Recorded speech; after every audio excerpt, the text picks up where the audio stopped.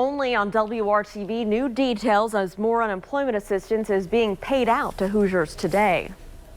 And Lauren, we're talking about 96,000 Hoosiers right here in our state getting those dollars. The new COVID dollars are funding 3 separate new federal programs. And depending on your situation, the program is paying out $300. Some Hoosiers are getting that amount plus their regular state benefit. Today, the next wave of people will begin receiving their $300 retroactive to December the 26th.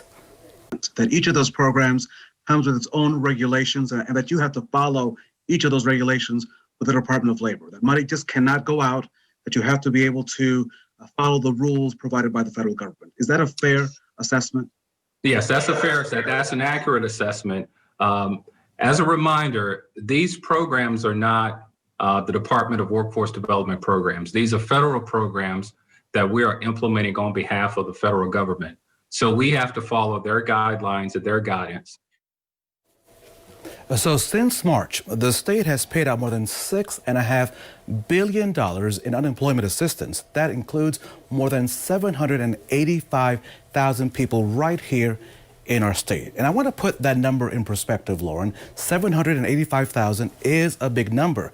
And that number would make up the combined city populations of the following Hoosier cities: all of Fort Wayne, all of the city of Evansville, the entire city of Carmel, South Bend, Fishers, and Bloomington. And Raphael, this is a huge endeavor. We know it's really complicated with so many programs here. So can you tell us, is the state looking at any backlogs that might slow this down?